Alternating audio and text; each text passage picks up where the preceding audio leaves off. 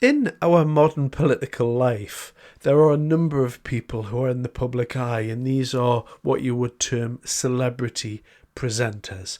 And one of those presenters is a gentleman called Iain Dale. Now, Iain Dale is a special type of what you would term the inverted conservative person, because he claims he's kind of a conservative, but he's never really been a conservative. He's more what I would term veering towards snivelling cretin status, and I'm going to demonstrate that perfectly here for you today. And if these people come here, they don't turn into Englishmen, they bring their Afghan ways with them. And we're supposed to like it, and we don't. And what did our politicians do about that? Nothing. Tell us to suck it up with what we've got.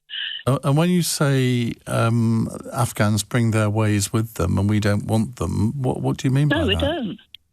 Pardon? What do you mean by that? What I mean is that we don't want to live like they do. Well, Why should we? How do you think they live? How do you know how they live? Well, I've seen enough, haven't I? It's all on the television. Women subjected to imprisonment virtually, girls... That's why they're coming here, to get away from that. Well, why don't they sort their own country out? Because the Taliban are in charge. And then turn on us? Because the Taliban are in charge, that's why. Pardon? Because the Taliban are in charge. Well, then they'll have to do something about it. If we had rotten governments here, which we have had from time to time, we have a democratic vote on it. If they don't, you can't force these people to do what they don't want to do, and it's nothing to do with that. You're talking as if these people are coming over here and they're part of the Taliban themselves. The whole point of them coming here is that they were helping us fight against the Taliban. Oh, right, so that in the future generations, our grandchildren and great-grandchildren are going to be a minority in their own country because your generation wants to flood the country with people that are totally unassimilable to our way of life. You're a complete dinosaur, I'm afraid. I mean, it's absolutely disgusting to say, oh, well, these people bring their ways here, and yet you can't actually articulate what they are. I don't want to hear any more of it, Liz. Thank you very much. Liz's point there was 100% correct, and Iain Dale has just lied because Liz did perfectly articulate what her point was. She said that these people bring their ways with them in that their treatment of women and girls. And this has been known for quite a while, so Liz was 100% correct there. And as she was trying to articulate one of the major points, I think, which is a schism in the modern-day debate between left and right, Iain Dale started scrunching his face up because he didn't like what she was saying. What she was articulating there was very, very straightforward. What's it got to do with us? We don't have to look after the world's problems. Now, in this specific case, we're talking about Afghans who did help the British Army, and that's fine.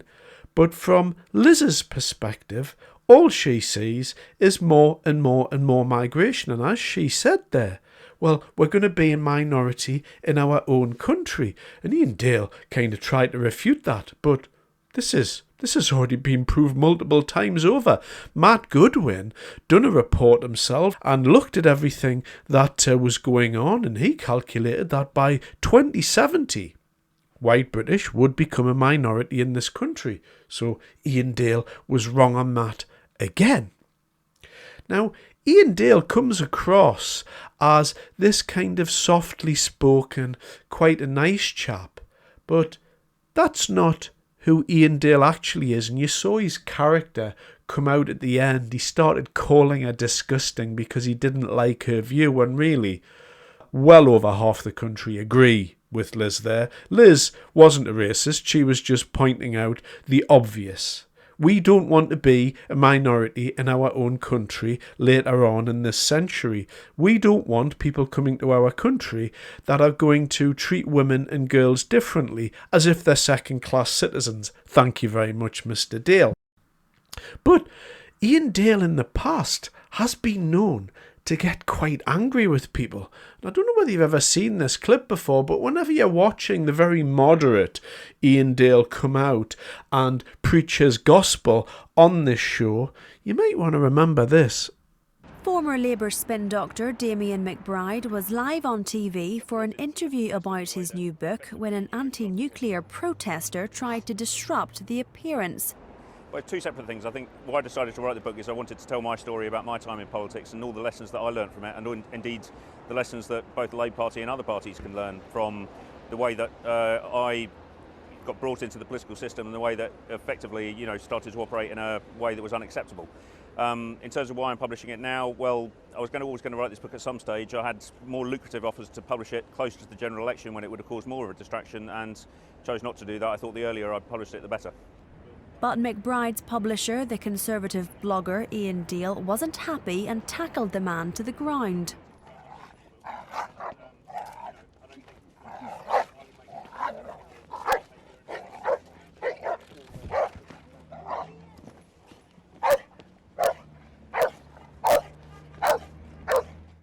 Writing on his blog later, Mr. Dale said he didn't regret his behaviour and was protecting his author. So that's the real Iain Dale there. Aggressive. He doesn't like other people's opinions. And when somebody stands up to him, he tends to get quite annoyed and quite angry because deep down he is a very angry little man. And the reason why Iain Dale is an angry little man is because of his viewpoints. People on the left of politics, particularly the worst type of people on the left, those Liberal Democrats who come in dressed up as Tories, because they're the worst. They are the worst type of person. If you're on the left, be on the left. If you're on the right, be on the right. That's also cool. Hey, be a centrist for all I care, whatever. But don't be a snivelling cretin. Don't lie about what your beliefs are. Don't be a liberal dressed up in sheep's clothing, as Mr. Dale is, and as he demonstrated there. He does not like it when people stand up to him, and he certainly doesn't like it when people hold opposing viewpoints. He could have quite easily said, yeah, Liz, you know what, I kind of understand your points there, and, if you want to make that point, have at it. But in this instance, I believe that, because the Afghans helped the British Army, that in this instance, it was okay to bring a few of them over. But it doesn't detract from the fact that, most likely, these people en masse are going to be harmful to our culture and society because they don't want to assimilate and they bring with them a higher rate of crime. And this is provable, borne out in the statistics. And you can't argue with it. It's unarguable because it's true. And Liz was correct. And Iain Dale showed his true face there. The face of nasty liberalism, because that's all they have left. Thanks very much for your time.